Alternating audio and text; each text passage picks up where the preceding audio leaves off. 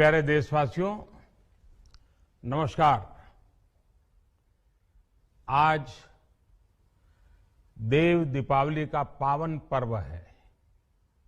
आज गुरु नानक देव जी का भी पवित्र प्रकाश पर्व है। मैं विश्व भर में सभी लोगों को और सभी देशवासियों को इस पावन पर्व पर हार्दिक बधाई देता हूं। ये भी बहुत सुखद है कि 1.5 साल के अंतराल के बाद करतारपुर साहिब कॉरिडोर अब फिर से खुल गया है। साथियों, गुरु नानक जी ने कहा है, बीच दुनिया सेवी कमाइए त दरगिही बेसन पाइए। यानी संसार में सेवा का मार्ग अपनाने से ही जीवन सफल होता है। हमारी सरकार इसी सेवा भावना के साथ देशवासियों का जीवन आसान बनाने में जुटी है। न जाने कितनी पीढ़ियां जिन सपनों को सच होते देखना चाहती थी, भारत आज उन सपनों को पूरा करने का भरपूर प्रयास कर रहा है। साथियों, अपने 5 दशक के सार्वजनिक जीवन में मैंने किसानों की परेशानियों को, उनकी चुनौतियों को बहुत करीब से देखा है, महसूस किया है। इसलिए जब देश ने मुझे 2014 में प्रधानमंत्री के रूप में सेवा का अवसर दिया, तो हमने कृषि विकास, किसान कल्याण को सर्वोच्च प्राथमिकता दी। साथियों, इस सच्चाई से बहुत लोग अनजान है कि देश के 100 में से 80 किसान छोटे किसान हैं। उनके पास 2 हेक्टेयर से भी कम जमीन है। आप कल्पना कर सकते हैं, इन छोटे किसानों की संख्या 10 करोड़ से भी ज्यादा है। उनकी पूरी जिंदगी का आधार यही छोटी सी जमीन का टुकड़ा है। यही उनकी जिंदगी होती है। और इस छोटी सी जमीन के सहारे ही वो अपना और अपने परिवार का गुजारा करते हैं। पीढ़ी दर पीढ़ी परिवारों में होने वाला बंटवारा इस जमीन को और छोटा कर रहा है। इसलिए देश के छोटे किसानों की चुनौतियों को दूर करने के लिए हमने बीज, बीमा, बाजार और बचत, इन सभी पर चौतरफा काम किया। सरकार ने अच्छी क्वालिटी के बीज के साथ ही किसानों को neem coated urea, soil health card, micro irrigation जैसी सुविधाओं से भी जोड़ा। हमने 22 करोड़ सॉइल हेल्थ कार्ड किसानों को दिए और इस वैज्ञानिक अभियान के कारण एग्रीकल्चर प्रोडक्शन भी बढ़ा। साथियों, हमने फसल बीमा योजना को अधिक प्रभावी बनाया। उसके दायरे में ज्यादा किसानों को लाए। आपदा के समय ज्यादा से ज्यादा किसानों को आसानी से मुआवजा मिल सके, इसके लिए भी पुराने नियम बदले। इस वजह से बीते 4 साल में 1 लाख करोड़ रुपए से अधिक का मुआवजा हमारे किसान भाई बहनों को मिला है। हम छोटे किसानों और खेत में काम करने वाले श्रमिकों तक बीमा और पेंशन की सुविधाओं को भी ले आए। छोटे किसानों की जरूरतों को पूरा करने के लिए सीधे उनके बैंक खातों में 1,62,000 करोड़ रुपए ट्रांसफर किए, सीधे उनके खाते में। साथियों, किसानों को उनकी मेहनत के बदले उपज की सही कीमत मिले, इसके लिए भी अनेक कदम उठाए गए। देश ने अपने रूरल मार्केट इंफ्रास्ट्रक्चर को मजबूत किया। हमने एमएसपी तो बढ़ाई ही, साथ ही साथ रिकॉर्ड सरकारी खरीद केंद्र भी बनाए। हमारी सरकार द्वारा की गई उपज की खरीद ने पिछले कई दशकों के रिकॉर्ड तोड़ दिए हैं। देश की 1000 से ज्यादा मंडियों को ई नाम योजना से जोड़कर हमने किसानों को कहीं पर भी अपनी उपज बेचने का एक प्लेटफॉर्म दिया। और इसके साथ ही देश भर की कृषि मंडियों के आधुनिकीकरण पर भी हमने करोड़ों रुपए खर्च किए। साथियों, आज केंद्र सरकार का कृषि बजट पहले के मुकाबले 5 गुना बढ़ गया है। हर वर्ष 1.25 लाख करोड़ रुपए से अधिक कृषि पर खर्च किए जा रहे हैं। 1 लाख करोड़ रुपए के एग्रीकल्चर इंफ्रास्ट्रक्चर फंड के माध्यम से गांव और खेत के नजदीक भंडारण, इसकी व्यवस्था, कृषि उपकरण जैसी अनेक सुविधाओं का विस्तार, ये सारी बातें तेजी से हो रही है। छोटे किसानों की ताकत बढ़ाने के लिए 10,000 एफपीओ किसान उत्पादक संगठन बनाने का अभियान भी जारी है। इस पर भी करीब 7,000 करोड़ रुपए खर्च किए जा रहे हैं। माइक्रो इरिगेशन फंड के आवंटन को भी 2 गुना करके 10,000 करोड़ रुपए कर दिया गया है। हमने क्रॉप लोन भी 2 गुना कर दिया, तो इस वर्ष 16 लाख करोड़ रुपए हो जाएगा। अब पशुपालकों को मछली पालन से जुड़े हमारे किसानों को भी किसान क्रेडिट कार्ड का लाभ मिलना शुरू हो गया है।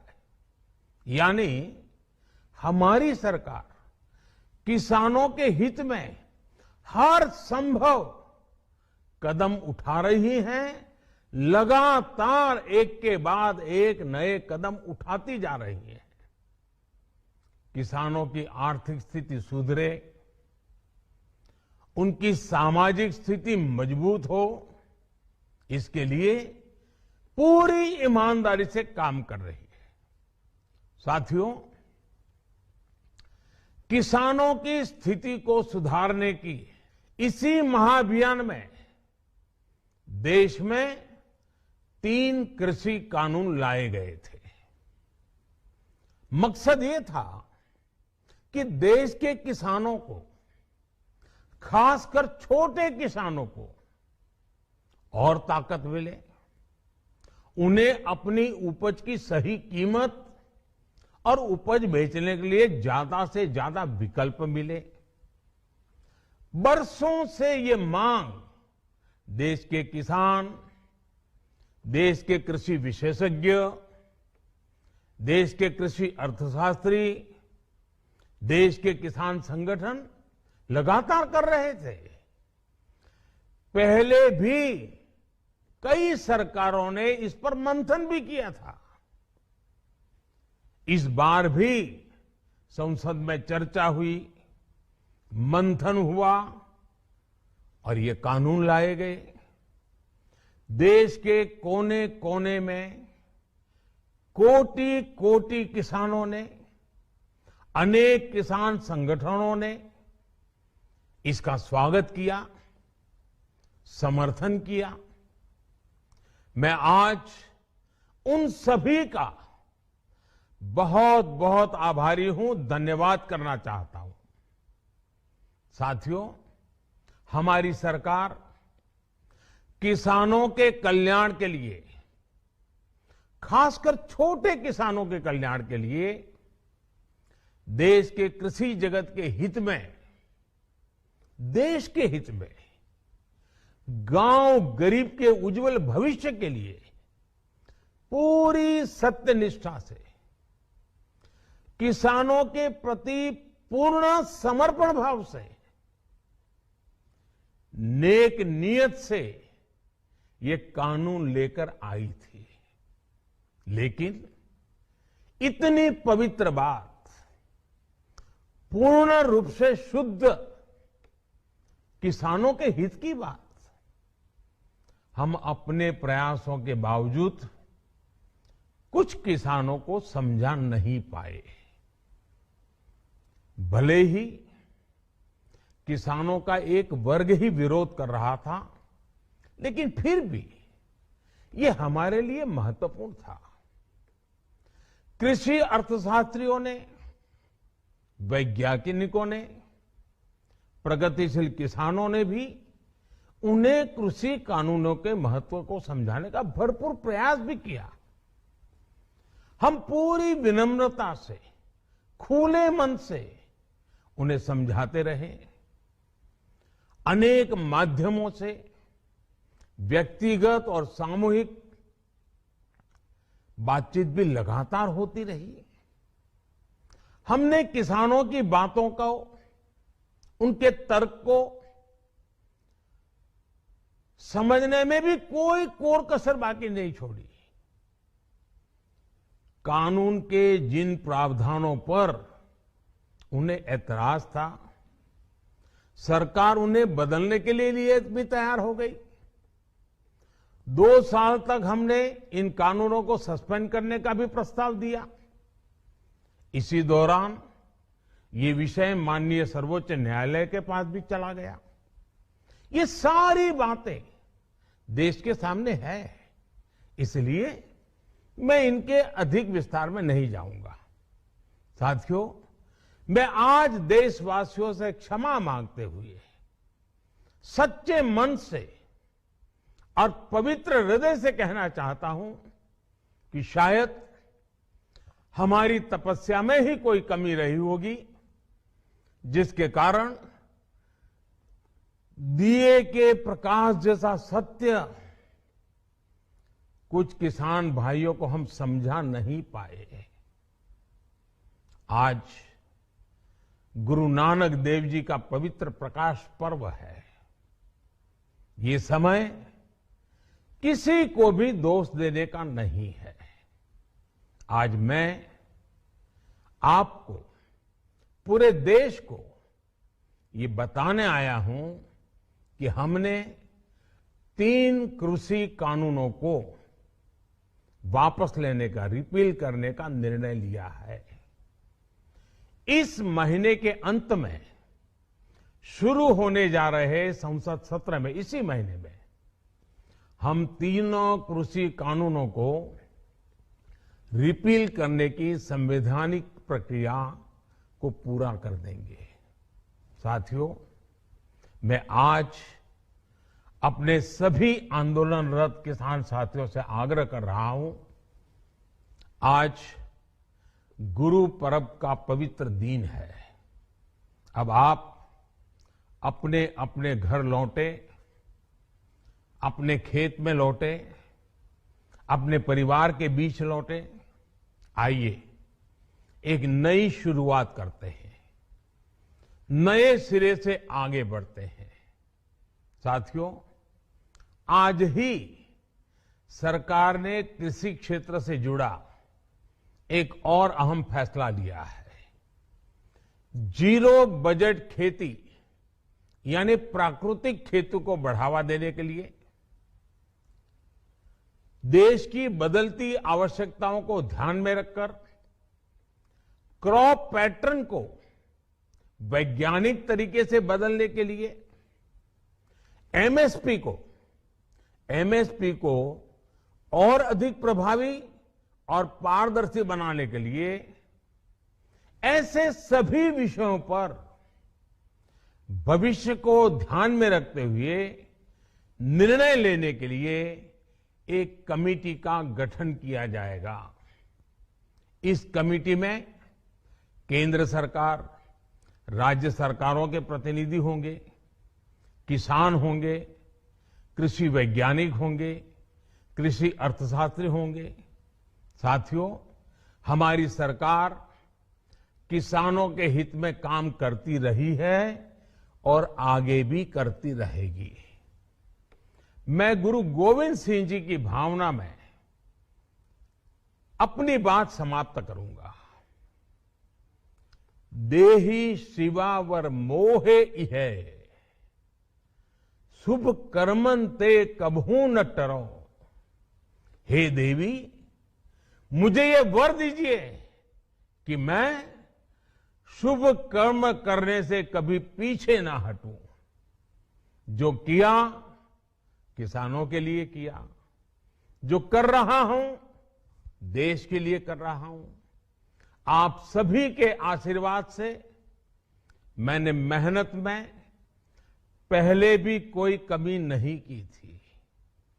आज मैं आपको विश्वास दिलाता हूं कि अब और ज्यादा मेहनत करूंगा ताकि आपके सपने साकार हो सके, देश के सपने साकार हो सके। आपका बहुत बहुत धन्यवाद।